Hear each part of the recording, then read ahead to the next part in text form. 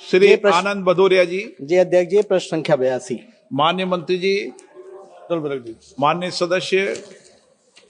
अध्यक्ष जी, मैं आपके माध्यम से माननीय मंत्री जी से जानना चाहता हूं, इस सरकार के दौरान गोल्ड लोन एनपीए में ऐतिहासिक वृद्धि देश में आर्थिक संकट की ओर इंगित करती है। रुपए का डॉलर के मुकाबले ऐतिहासिक पतन, और अभी जो भारत सरकार ने 196 लाख करोड़ का बजट प्रस्तुत किया है, वार्षिक बजट, लुढ़कती आर्थिक विकास दर, जो बजट प्रस्तुत किया 196 लाख करोड़ रुपए का कर्ज जो भारत सरकार पर लगभग 196 करोड़ है, वो इस साल के बजट, वार्षिक बजट का 4 गुना है।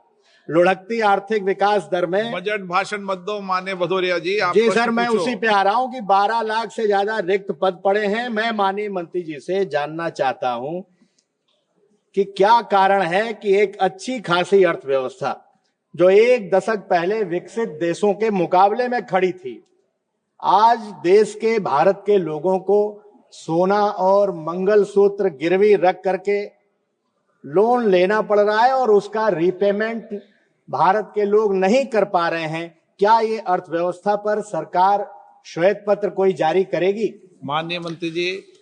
अध्यक्ष जी, माननीय सदस्य जो चिंतित हैं कि गोल्ड लोन पे एनपीए बढ़ रहा है, मैं आपके माध्यम से सदन को बताना चाहता हूं कि 30 जून 2024 के अनुसार जो बैंकों का लोन था, एनपीए था, उस एनपीए में कुल वाणिज्य बैंकों का 0.22% है, और अगर कहें कि उच्च मध्य बैंकिंग वित्तीय कंपनियों का अनुपात जो है वो मात्र 2.58 रहा है।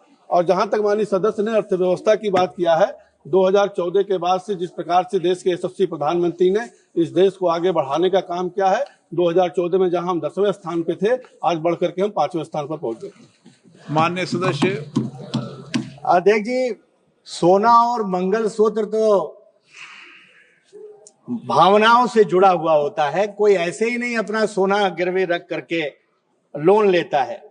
एक और सरकार कह रही है कि हम विश्व की 5वीं सबसे बड़ी अर्थव्यवस्था है, और दूसरी 3 फरवरी के प्रश्न संख्या 172 हमारा ही था, उसमें माननीय मंत्री जी ने 2020 में वैश्विक महामारी के विपरीत वित्तीय प्रभाव का वित्तीय वर्ष 2020-21 के बाद राजकोषीय प्रभाव पड़ा है, इसलिए केंद्रीय कर्मचारियों के महंगाई भत्ता, महंगाई राहत का बकाया दिया जाना संभव नहीं है। सरकार ने यह जवाब दिया है। तो मैं अध्यक्ष जी जानना चाहता हूं, मेरा माननीय मंत्री जी से प्रश्न है कि आप अपनी सुविधा के अनुसार तो अर्थव्यवस्था का बखान कर नहीं सकते कि अर्थव्यवस्था अच्छी है या खराब है, और अगर अच्छी है, आपका कौन सा कथन सही माना जाए? अगर अच्छी है तो क्या केंद्रीय कर्मचारियों और पेंशनरों का डीए और डीआर देने का कार्य सरकार करेगी? अध्यक्ष जी, जहां तक उन्होंने महिलाओं की बात किया है, एक व्यवस्था दी गई है कि वो चाहे तो अपना ज्वेलरी भी रख करके लोन लेकर के अपना काम चला सकती है। बाकी जो दूसरा इनका पार्ट है वो मूल पर से संबंधित नहीं है।